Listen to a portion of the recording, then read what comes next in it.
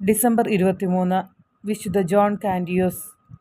Jan candy 1390-ൽ Poland രാജ്യത്തിലെ കെറ്റി എന്ന ചെറിയ പട്ടണത്തിൽ ജനിച്ചു. ചെറുപ്പത്തിൽ തന്നെ ജോൺ ബുദ്ധിമാനും ഭക്തനുമാണെന്ന് തെളിയിച്ചു. തൻ്റെ പ്രാഥമിക വിദ്യാഭ്യാസം ജന്മനാട്ടിൽ തന്നെ നേടി. ഏകദേശം 23-ാം വയസ്സിൽ അദ്ദേഹം തത്വചിന്ത പഠിച്ച ക്രാക്കോക്ക് അക്കാദമിയിൽ ചേർന്നു.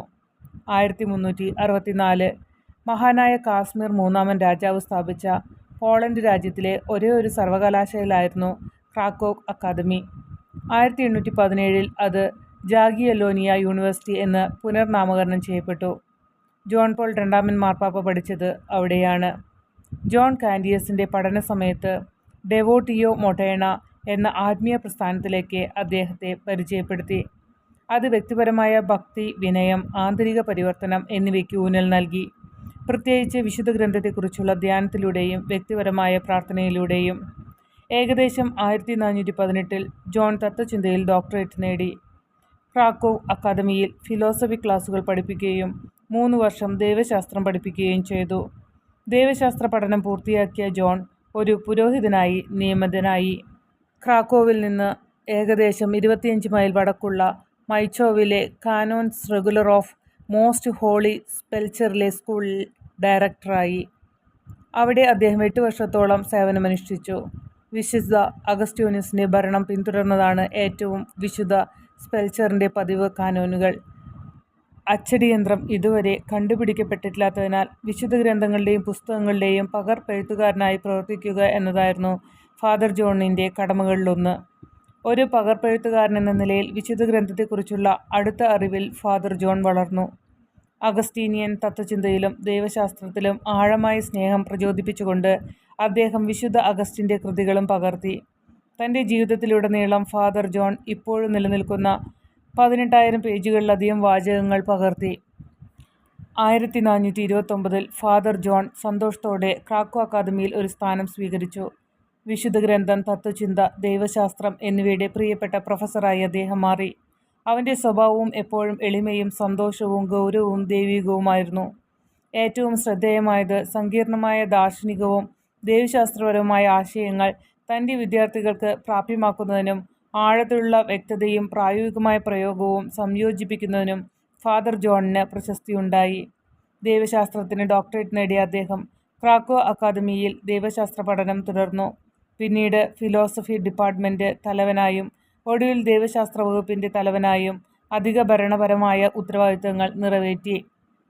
ഒരു മികച്ച പ്രൊഫസർ എന്നതിലുപരി പിതാവ് ജോൺ തൻ്റെ വിദ്യാർത്ഥികളുടെ ആത്മീയ ആവശ്യങ്ങൾ അനുകമ്പയോടെയും കരുതലോടെയും പരിപാലിച്ചു. പ്രസംഗപീഠത്തിൽ ഫാദർ ജോൺ ഒരു ശക്തനായ പ്രസംഗകനായും യാഥാസ്ഥിതികയുടെ സംരക്ഷകനായും അറിയപ്പെട്ടു. അക്കാലത്ത് സഭയ്ക്കുള്ളിലെ രൂക്ഷമായ സംവാദങ്ങളിലൊന്ന് അനുരഞ്ജനമായിരുന്നു. മാർപ്പാപ്പ സഭാ കൗൺസിലുകളുടെ അധികാരത്തിന് കീഴ്പ്പെടണമെന്ന വാദമായിരുന്നു. ഫാദർ ജോൺ മാർപ്പാപ്പയുടെ ശക്തമായ സംരക്ഷകനായി മാറി. അത് അദ്ദേഹത്തിൻ്റെ സഹപ്രവർത്തകരിലും വിദ്യാർത്ഥികളിലും ആഴത്തിൽ സ്വാധീനം ചെലുത്തി. അസാമാന്യമായ ഔദാര്യത്തിനും ദരിദ്രരോടുള്ള സ്നേഹത്തിനും ക്രാക്കോ നഗരത്തിനുള്ളിൽ ഫാദർ ജോൺ അറിയപ്പെടുന്നതും പ്രിയപ്പെട്ടവനും ആയിത്തീർന്നു. അവനുണ്ടായിരുന്നത് അവരുടേതായിരുന്നു. സ്വന്തം ആവശ്യങ്ങൾക്ക് നൽകേണ്ട തുച്ഛമായ തുക ഒഴിവാക്കി.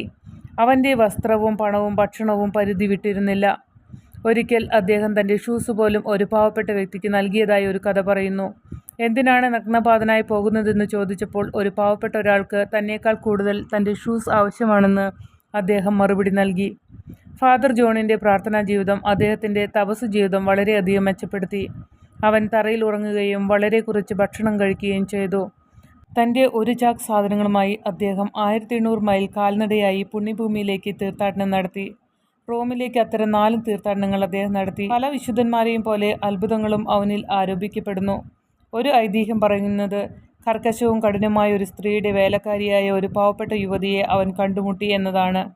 കുറച്ച് പാൽ എടുക്കാനുള്ള ഒരു ജോലിയിൽ ആയിരിക്കുമ്പോൾ അവൾ അബദ്ധത്തിൽ അവളുടെ ഭരണി താഴെ വീഴുകയും അത് പൊട്ടി പാൽ ഒഴുകുകയും ചെയ്തു. ഫാദർ ജോൺ അവളോട് അനുകമ്പ തോന്നി. പാത്രത്തിന് മുകളിൽ പ്രാർത്ഥിക്കുകയും അത്ഭുതകരമായി അത് ശരിയാക്കുകയും ചെയ്തു. പാൽ പോലും തിരികെ കെട്ടി. മറ്റ് കഥകൾ രോഗികളെ അത്ഭുതകരമായി സുഖപ്പെടുത്തുന്നതും മോഷ്ടിച്ച പണം വീണ്ടെടുക്കുന്നതുമായി ബന്ധപ്പെട്ടിരിക്കുന്നു. അദ്ദേഹത്തിൻ്റെ മരണശേഷം അദ്ദേഹത്തിൻ്റെ ശവകുടീരം സന്ദർശിച്ചവർ അദ്ദേഹത്തിൻ്റെ മധ്യസ്ഥതയിൽ കൂടുതൽ അത്ഭുതങ്ങൾ പറഞ്ഞു. വിശുദ്ധ ജോൺ കാൻഡിയസിനെ നാം ആദരിക്കുമ്പോൾ അദ്ദേഹത്തിൻ്റെ വിനയം, ഔദാര്യം, ലാളിത്യം, മറ്റുള്ളവരോടുള്ള കരുതൽ, ദൈനംദിന കർത്തവ്യത്തിൻ്റെ ശുഷ്കാന്തി എന്നിവയായിരുന്നു അദ്ദേഹത്തിനെ പ്രിയങ്കരനാക്കിയത്.